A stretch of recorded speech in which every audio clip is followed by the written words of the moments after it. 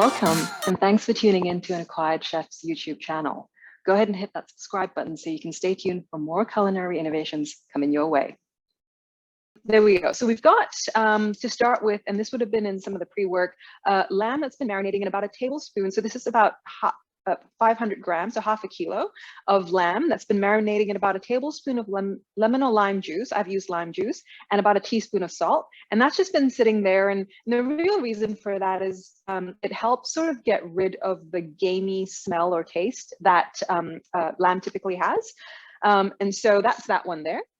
And what we're going to get started with before we do the lamb is kind of just go through the rest of the ingredients. So I'm about to put these ones in front of you. They're actually going to go into a blender. So these are sort of, I suppose, let's call them the aromatics. So it's a little bit of garlic, a little bit of ginger, a little bit of chili that's been soaking in a little, so it's dry chili that's been soaking in a little bit of boiling water when I put it in. It's now room temperature, and some shallots. So we're using red shallots, could be banana shallots, could be French shallots, preferably instead of onions, because you don't want a very strong oniony taste. That's all going to go into a blender. And so I'll pop that in to start, and then we'll go through the rest of the ingredients as well. So shallots always at the bottom because they're the juiciest and they'll keep the blender blade running, and followed by the chili. And then I'll go in with the garlic and the ginger. So I'm just going to go on mute really quick to get that blended and ready to go, and then we'll talk through the rest of the ingredients. So bear with me just about 30 seconds. It shouldn't take too long to blend this up. So just bear with me while I find my mute button. All right, so that's fully blended. And what I did was, in addition to the quarter cup of water that had the chili sitting in them, I added another quarter cup. So half cup all the way through, just to get, ooh, that's spicy, just to get that going so you can see it's pretty runny. And so we're gonna fry that up in a second. But before we do that, what we're gonna do is we're gonna heat up the oil and get the lamb going first. But let me just walk through some of the other ingredients before I get the pan fired up. All right, so we've got here in the middle about 3 tablespoons of ghee. So what I'm going to start with is about half of that to just kind of brown the lamb. Then I'll take the lamb out of the pan, and then I'll put the rest of the ghee in. So ghee is clarified butter for those that may not be familiar with it. And I'm going to basically go through these little whole spices that will be fried in the ghee or tempered in the ghee before I add other things to it. So here, first up, we have black cardamom. So I'm just going to be putting the seeds in. I'm going to take out the husks, but I just wanted to show you that it came out of the husk. Similarly with the green cardamom, so 2 of each of the cardamoms, the black and the green. And then I've got about 4 peppercorns, just 4 small black peppercorns. And here I've got cassia cinnamon, about 2 inches worth. So in the recipe card that Julia would have sent out, there is sort of a write-up between what cassia cinnamon is and Ceylon cinnamon is. Here we're using cassia cinnamon. It is stronger and better suited for savory dishes, which is why we're putting that into the Rogan Josh. The other things that we'll be using today, which we'll be adding later on, after we've thrown the blended paste into the pan to fry, are in the recipe card as well. I've got, I think, 1 or 2 teaspoons of fennel powder, coriander powder. And I'm actually, this is not in the recipe card, but I'll be throwing it in. This is an extra little bit of ginger powder. It just gives a little bit of sweetness. And then these are Indian bay leaves. Again, not bay laurel leaves, but Indian bay leaves. And the write-up for the difference on that is also in the recipe card in case you're not familiar with it. Finally, what'll be going in is the 1 cup of water that's been sitting in saffron. So you might be able to see at the bottom, there's a couple of saffron threads sitting there, and it's just kind of been sitting in this boiling water for about 30 minutes to pull the color out, and that's going to go into the Rogan Josh as well. What you'll notice is that this Rogan Josh, it does have chilies in it, but not copious amounts. It gets its red color from Ratan Jot. So Ratan Jot is basically an alkanet root. So it's a root of an alkanet plant. So this is basically what it's like. I'll show that to you up front. But basically, it's what gives the color, Rogan Josh its color. It's not actually the spice in Rogan Josh. Give me 1 second to switch that camera back.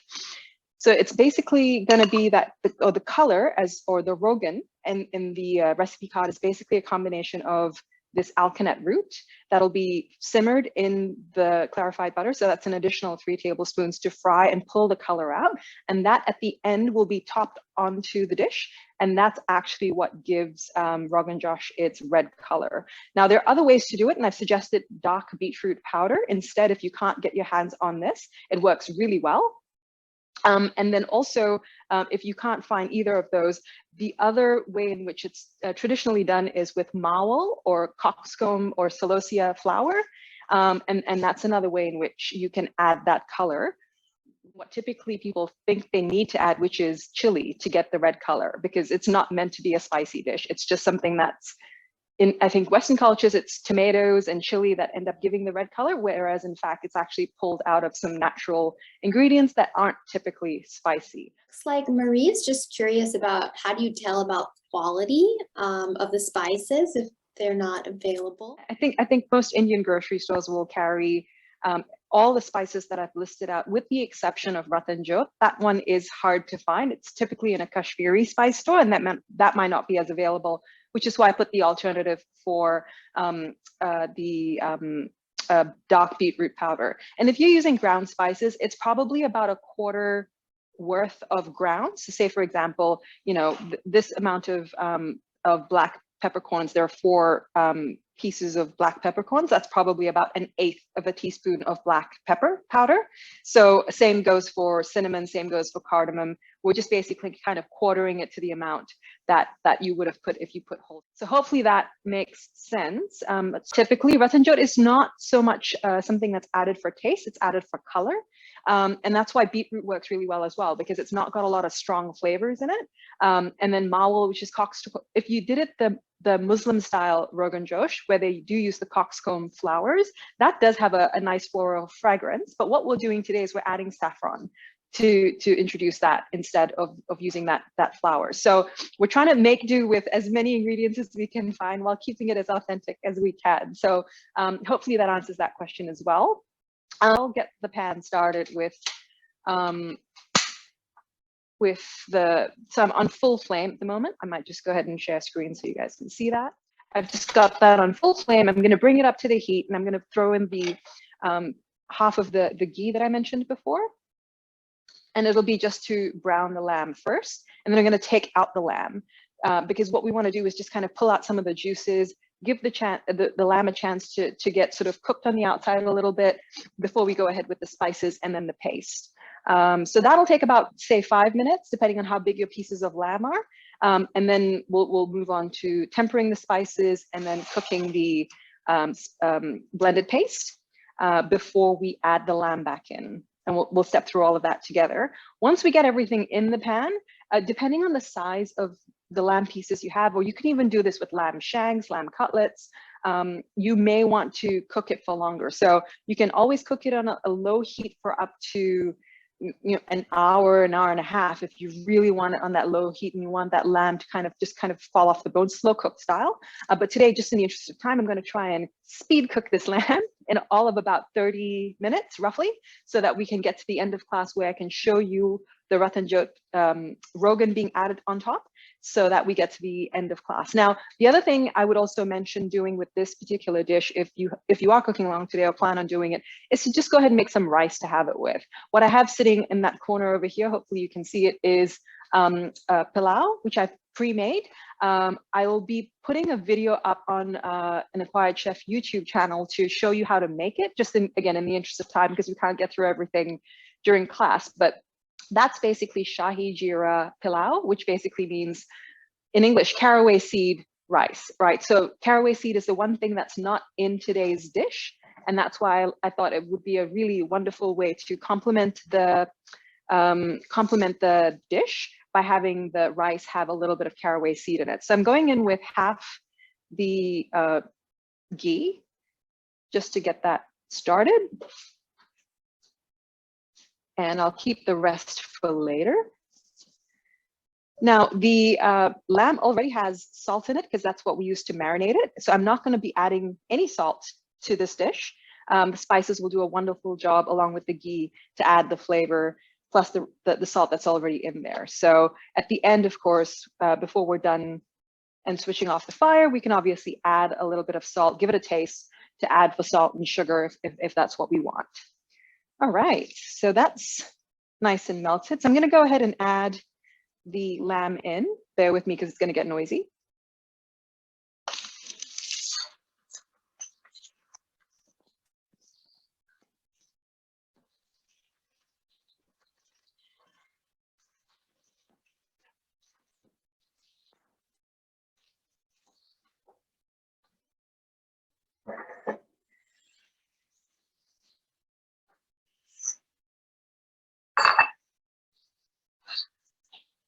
So I'm just going to keep stirring it to make sure it doesn't get burnt on any one side, but I do want to see it caramelize before I take it out. So that's going to take a couple of minutes, as I mentioned before, and we're just going to let that kind of do its thing until it gets to that point where it's a little bit brown.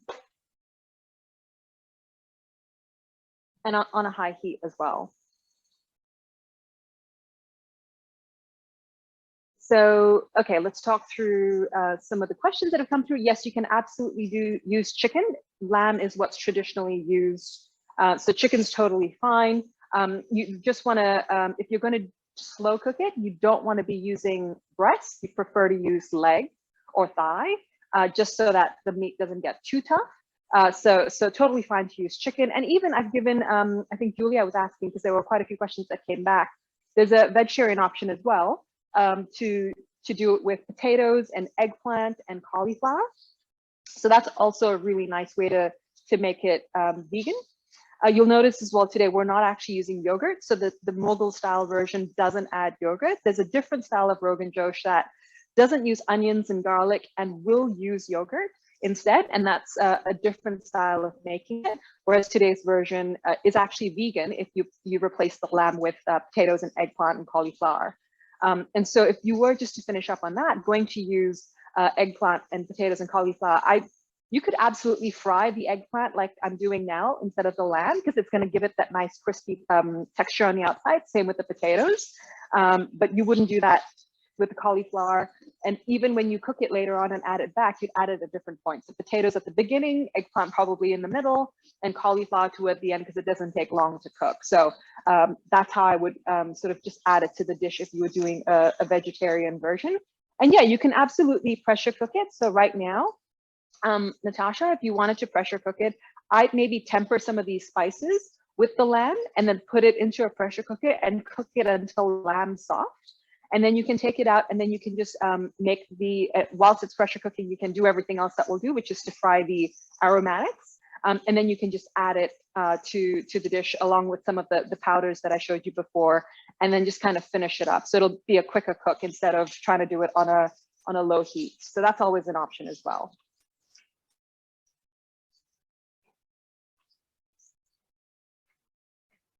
I am almost done with this guy. There's still a few pieces here that that are still a little pink. I want to see them kind of get cooked just as much, not cooked all the way through, just cooked a little bit, and then I'll pull it out. So hopefully that's almost done. So I'll be taking that out shortly. I love that you have set up, Rash, of you, and then side by side we have the cooking going. So beautiful. Yes, just to make sure everyone gets a chance to feel like they're in my kitchen with me. That was really the intent around having that set up, so that yeah, so you feel like it's a bit of an immersive experience. Hopefully that's coming across. All right, that looks like it's ready to come out. So I'm just going to go ahead and just pull out the lamb. I'm going to keep the juices and the oils and everything else in there because I'm going to add the lamb back into the dish, so it doesn't have to come out. And you don't have to be particularly obsessive about taking everything out. And there we go.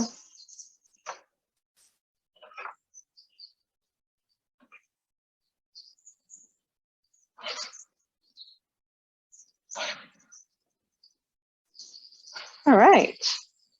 Now into that pan goes the rest of the oil that we started with. And Just let that melt down before I add the spices in. And so we'll temper the spices for all of 60 seconds maximum, because we don't want to burn the spices. We just want to get that flavor into the ghee. And then we'll move on to add the aromatics that we blended up before. As I mentioned, I won't be adding the husks. You can if you want to, but I just prefer not to have to fish them out after I finish cooking the dish. So I prefer to take them out ahead of it and just kind of pop these guys in. So in with the 2 cassia cinnamon sticks and the 4 peppercorns, and then just the rest of that cardamom is going to go in as well.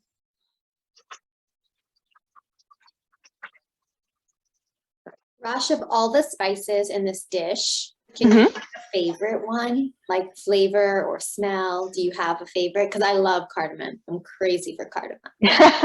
Well, actually, it's funny you ask. So it's hard to pick, I think, because some of the other spices aren't even here yet. So coriander is probably one of my faves because it's just such a friendly, fruity one.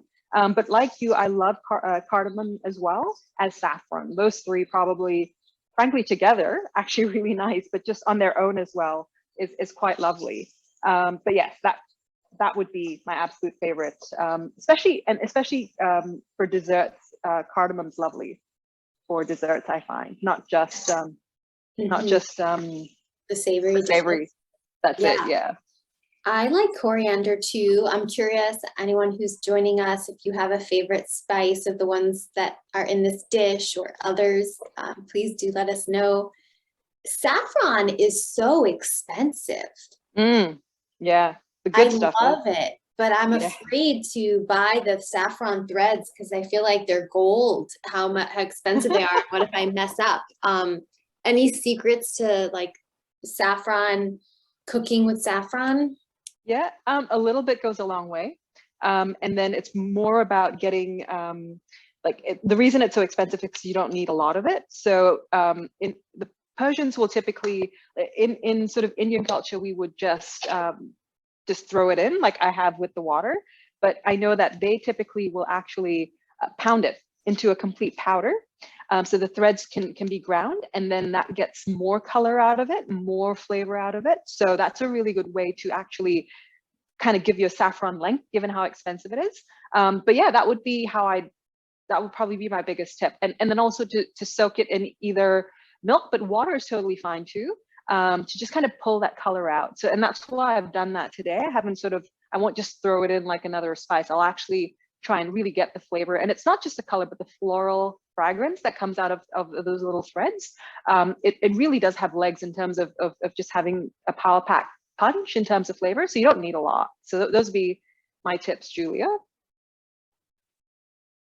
That sounds great. Oh, and Susie's telling us that you can order saffron from Costco.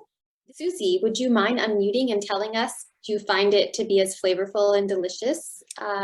Not that anything is wrong with Costco spices. I love the giant garlic that I have from them, but I'm just so fascinated by this. Actually, I've been getting my spices from all over the place, and I haven't tried the Costco one yet, but I intend to. You know, they have very high quality products, so I'd be surprised if it wasn't. And if you don't like it, there's a guaranteed money back. So it's $50 or something. I think they have a special going on at the moment. So yeah, I'm going to be ordering it. Hope that helps. Yeah, that's great to know. Great tip. Yeah, I love it. Thank you so much. Oh, you're welcome. That is so exciting. I have a family member on the line, so I feel like my aunt might get excited about this. So this looks beautiful right now. It's so pretty. The sauce, the marinade, I love it. The colors and the consistency. Yeah, it smells wonderful. Just kind of the onion and the garlic getting cooked. And so what we're going to do is start to see that color turn slightly darker before we know it's completely cooked. And then we'll add the lamb back once that's done, along with some of the other spices that I mentioned earlier. But yes, it's lovely, and it smells really, really nice in here right now. Yeah, we're waiting for Smell-O-Vision. I think that's what you called it. It's such a great Yes. title. Don't quite have it yet. No, unfortunately we don't. But yes, that would be lovely, wouldn't it? To be able to just smell everything from far, far away. I mean, we're getting there with 3D printers. You can start to print food now, although it is synthetic food, but it is still food that you can consume. But if only we could start to get technology caught up on smell, that would be fantastic. Yeah, I'm on board. Right, so I'm just gonna, what I typically tell folks whenever I do Malaysian or Indian curries of any kind is just to give it a smell. You're looking to smell that raw ginger, raw garlic, raw onion smell is no longer there.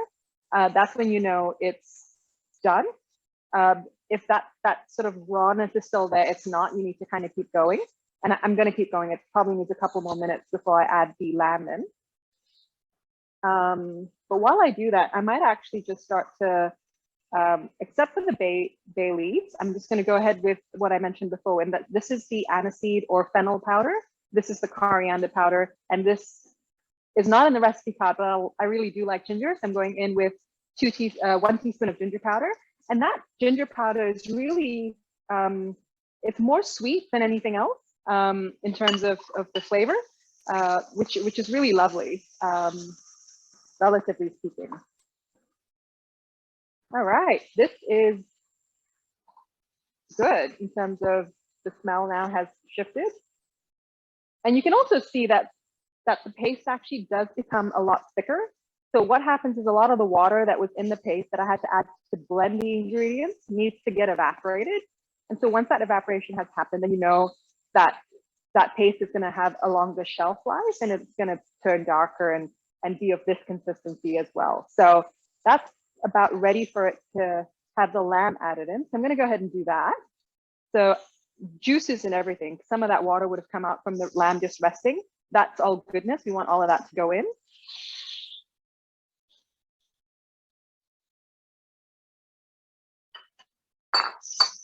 And the bay leaves, what I like to do is just tear them up so that they have a little bit more length and can kind of really jump into the dish.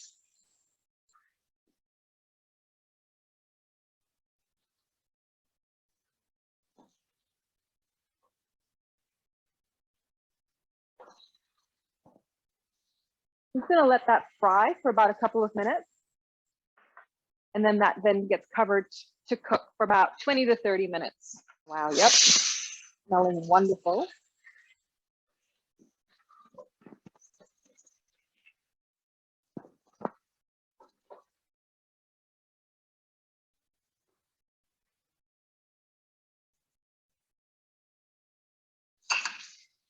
All right.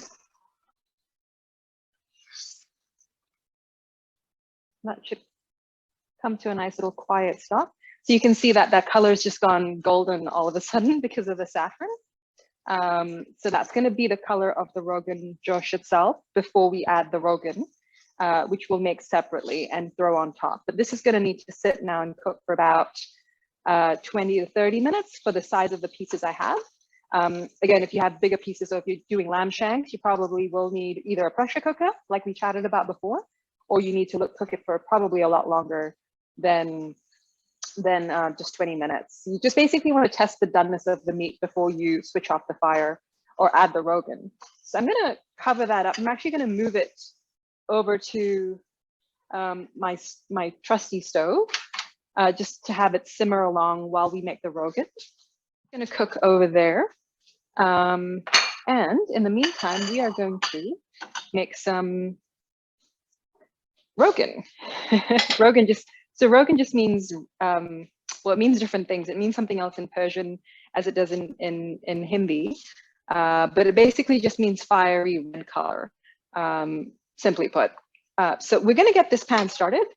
We're going to start first with the ghee. So there's a decent amount of it. That's where that's where Rogan is sort of focused on. It is, in Persian, Rogan means oil. In Hindi, it means fiery red. So depending on where you're from, it basically means red color with a lot of fat. I'm so fascinated that it means different yet similar things in different languages. Languages, yeah. Well, the whole thing with the Mughal Empire was that it was the Persian royalty coming to India, so they brought their heritage with them, and with that their language. So that's probably where some of that sort of crossover came. So it means different things in different places, but the frozen. Is this just me? You're good on my end, Rash. okay. Thank you for letting me know. I don't know Might about just be Julia, though. Julia. Yeah. Yeah, just give her a couple of minutes. It may just be internet connection. How are you doing, Nancy? I'm good. Have you seen the news on our end of the world? No, I have not. We've been cut off on all major highways and roads from the rest of Canada. Oh, goodness. Any particular reason for that? Lots of rain, floods, mudslides, and Right. such. So people are panicking over here and clearing out all the shelves again. So Mm, yeah. Okay. yes. Oh, are there any toilet paper fiascos going on over there? As there was it? Well, because farmland got affected, so people are buying milk, eggs, butter. So Okay. and The staples. the staples, and of course also they're buying petrol or gas for their cars. So we're running out of Oh dear. Yeah, I know. So Oh dear. Oh dear. You guys will survive what Australia did, so anyone else can. exactly. I was thinking of you guys during the fires and such as well, right? So that's apparently what happened. It was because of the fires in the summertime, then erosion, and of course no way to hold the water. So, yeah. Yeah. Well, hopefully, humanity prevails. I like to say that. I think that Yes. everyone has it in them, and it's just a matter of the situation bringing it out. Yes. But yeah. But Oh, otherwise, sorry, go ahead. otherwise, I'm doing fine. I have all my provisions. So And my spices. your spices, as always. Yeah. I'm just checking for questions. So I think Danny's kind of come back with a question on beetroot powder. I'm just going to drop that heat a little bit because that ghee's starting to smoke. But essentially you can see, Danny, just give me 1 second, but you can see what I've done here. The ghee has basically been yellowish and it's now completely turned red. And that's because of the Ratan Jot. And so I don't want to cook it for very much longer, but what I wanted to show you before I pulled him out is basically that's how that red color comes about. So again, you can get it done with Ratan Jot as well. I'm just going to quickly add these ginger slices. This is totally optional. You don't have to do this. But I, again, really like ginger, and think that it adds a wonderful little dish, a little flavor to the final dish. I'm taking out that Ratan Jot over here and just letting that finish up, and it'll be ready for us to throw on top of the Rogan Josh when it's ready. I just realized I did not put my timer on, but we'll give it 15 more minutes, I think, and we should be ready to serve that. But Danny, your question, Ratan Jot beetroot powder, but if I had fresh beetroot, I wouldn't use fresh beetroot because it's got too much water in it. I would probably honestly use coloring if you really, really wanted to. I mean, you could absolutely use Kashmiri chili powder. It's not as spicy, but it's still got a bit of heat to it. So if you do add, I've seen quite a few recipes where they just kind of fry the way I've done the Ratan Jot, they'll fry that in the Kashmiri powder, chili powder in it. And so that typically is the go-to for the color. But if you don't want spicy and you don't have beetroot powder, maybe you can forego the color if you don't mind it at all. But yeah, I'm just gonna put this guy over here because it's too smoky. But yeah, we're just gonna have to wait a couple of minutes for the lamb rogan josh to cook. So let's see if there are any other questions. Welcome, Danny. All good with that. Let's see. Great. If using chicken, would you need to marinate in advance? You could with some salt, because chicken is quite insipid if you don't add the salt. I'd recommend that. You don't necessarily need to use the lime, because that's really for the gamey flavor. You can certainly add it if you want, but probably not a tablespoon, maybe just a squirt. But yeah, otherwise chicken doesn't need much more than salt, and then it'll be ready to go. And you can do that like a couple minutes before. You don't have to leave it in for a long period of time, because then it'll start to pull out the water from the chicken, and you don't want that. Cool. It does smell quite nice.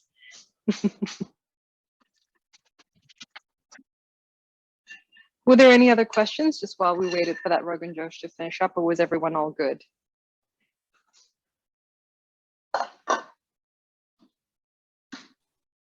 Let's see. Someone wants to know about if using eggplant, potatoes, cauliflower, should we use salt in advance or just season at the end? I think you'd be able to season at the end, except for the eggplant. So once you've sliced the eggplant, the best thing to do is just sort of sit it in salty water until you're ready to cook it. And so I think I mentioned at the start as well, when we've braised the lamb, I think it'd be great to braise the eggplant at the start, and potatoes as well. Just like, you know, potatoes will give it that nice crunchy sort of texture on the outside, and eggplant, it'll kind of give it a little bit of a shape. But in terms of marinating it, I would say you can always add, potatoes love salt. So, you know, you can always throw a little bit of that in so that the salt gets into the potato rather than it just sort of sitting in the curry. If that's what happens if you add it at the end. So always good to just, even with like the chicken, just a little bit of lemon juice and some salt, just kind of and separately, right? So then you can fry the potatoes, fry the eggplant, and then bring it all together in the curry like we did the lamb before. So yeah, so definitely salt, maybe a little bit of lime juice if you want, and then sort of fry it at the start to give it that texture. So yeah, hopefully that answers that question as well. What are the best side dishes to serve along with this? Yeah, may as well just pull them out. But I made Shahi Jeera Pulao, but you can just use plain rice. So that's him. In terms of just, again, having caraway seeds in it, which is not in this dish. But you can just have it with plain rice. You can have it with naan, any kind of flatbread, doesn't have to be naan. But yeah, that's how it's typically had. Just gonna pop that lid open.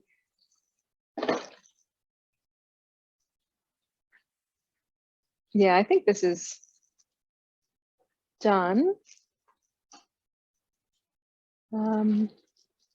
Yeah, I think so.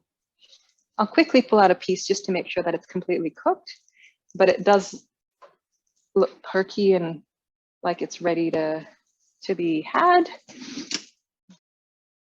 Yep, that's completely cooked all the way through. There's no pink left in it. So that's ready to go in terms of, because I've, again, had smaller pieces and kind of cooked it on a slightly higher heat so that we could be done with the cooking side of things quickly. But that's the Rogan Josh. It looks like a regular curry. You know, typically you would add the Kashmiri powder instead of the dried chilies that I use. That would give it more red color. But we're about to throw the Ratan Jot in.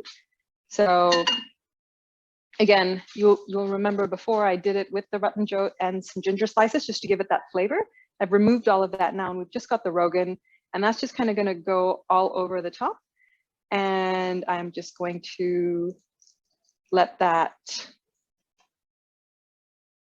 sit for a minute, and I'm going to mix it up. And then once I mix it up, it's just going to become a slightly redder curry. And what will typically happen, as you'll see with Rogan Josh, is it will, when left alone for a little while, it'll start to separate back out again. And that's why you always see that lovely color of red sort of sitting around the corners of a Rogan Josh, because that oil and Ratan Jot is not water soluble. So it'll always continue to separate no matter how many times you try to stir it in. But we will let that sit for a couple of minutes just so that they all kind of mix really nicely together. And then we can start to plate, and we are done with cooking. Just let that,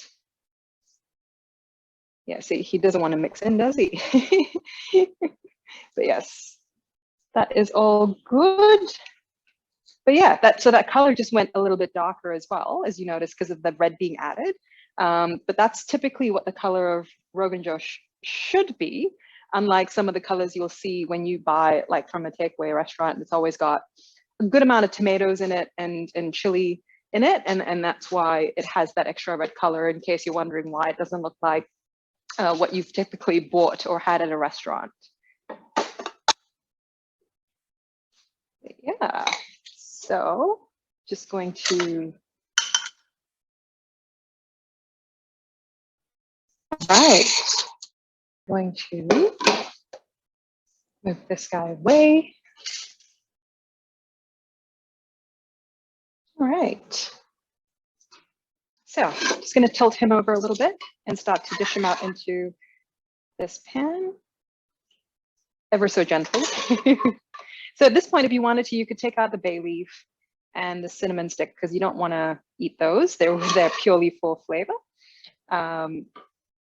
So if you want to pull them out before you put it into a serving dish at the dinner table, you can go ahead and do that.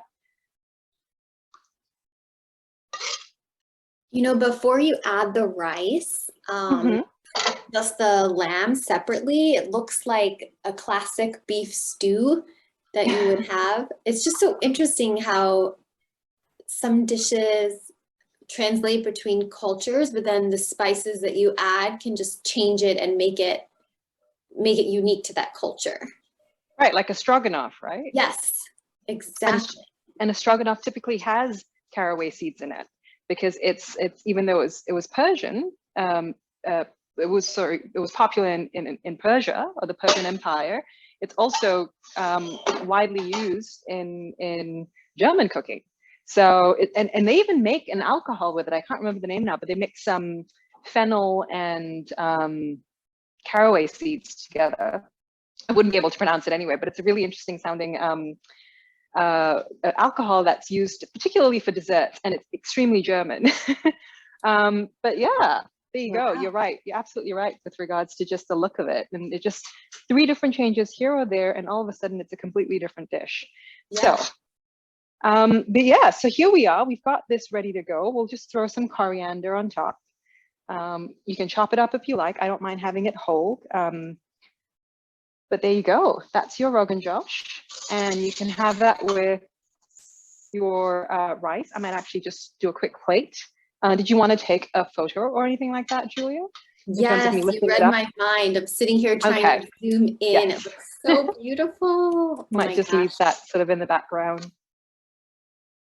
There you go. So we're going to have a little bit of rice and a little bit of Rogan Josh, and that would be essentially dinner or breakfast or lunch for me, rather. Yes, let me just get myself a nice heaping spoonful of Rogan Josh, and voila. Looks amazing. I forget, was anyone cooking along with us? I don't think so. No one called it out, but yeah, there you go. Easy peasy. And that was like an hour, less than an hour. What a fast creation of such a culinary delight. Yeah, not hopefully not too complicated, other than 1 or 2 of the ingredients, which hopefully we've talked through all those variations, and also just vegan versions. But yeah, the pundit version of Kashmiri Rogan Josh, as I mentioned, will not use root vegetables, because it's typically made for Brahmins, Kashmiri pundits, who, even though they don't eat certain root vegetables, and our Brahmins are typically vegetarians, they do eat lamb. So it's one of those really odd nuances. And so they make it with lamb and yogurt and not root vegetables. So they'll, instead of root vegetables, use a lot more ginger powder and hing or asafoetida, because it gives that flavor of garlic and a little bit of ginger instead. And so their version is different, but not for vegans, because it's got yogurt in it. So let's see, it looks like we have Nancy's gonna make it. And yes, please, if you do make it, tag Rosh and us on Instagram or Facebook so we can share and celebrate your dish. We would love to hear what people thought about the class, and if there's any questions we didn't get to. I'm just looking back here. Did we get to the thin or thick sauce question from Natasha? How do we make it a thicker sauce? You just need to cook it down for longer, or when you soak the saffron, I put a cup of water for 500 grams or half a kilo of meat. So you can just reduce that. Saffron doesn't need a lot of water to pull the color out. So even if you halve that, you'd use a quarter of a cup, you'd still be able to sort of get the color come out of it and the flavor and fragrance without compromising on having a runny sort of a gravy. So you can do it that way, or you can just kind of, when you cook it, leave the lid off so that the water evaporates out. So that's two options for you to play with. If you're already cooking and you've got the water in there, leave the lid off, cook it for a bit longer on a low fire, or just don't put as much water to start with. So those would be the two thoughts. Question from Susan about Ratan Jot. Ratan Jot, yes. Yes.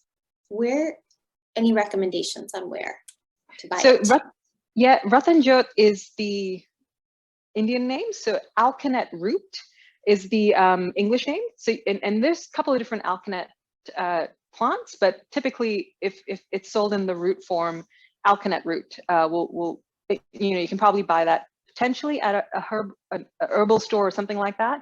But if not, you probably would be able to find it at an Indian grocer.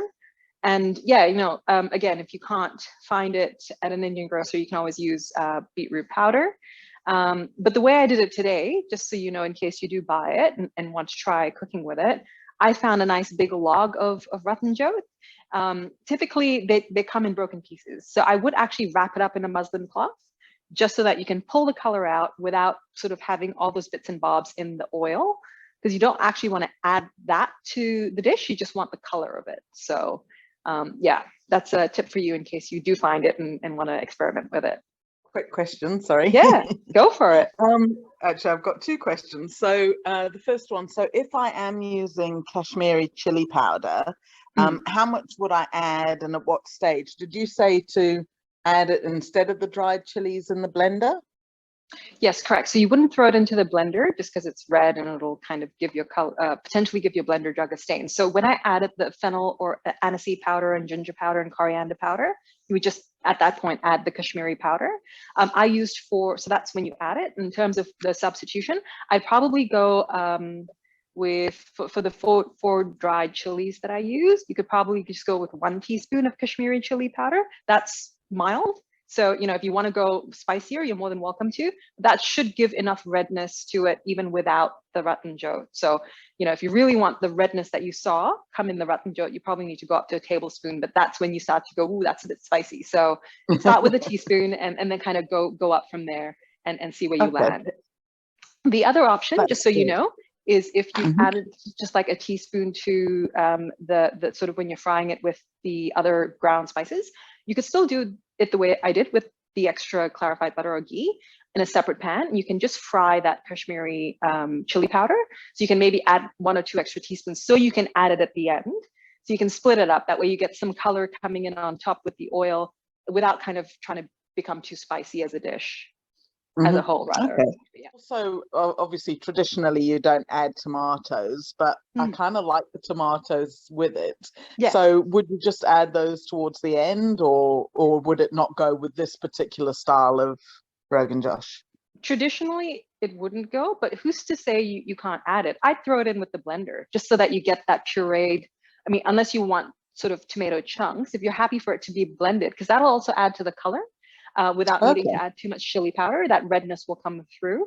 So yeah, I just skins and everything, just blend it up and throw it in with the onion and ginger and garlic. Yeah, amazing. Thank you again. I'm always a student, sometimes a teacher. So it's always great to be able to share. And again for watching, and I'll see you very soon.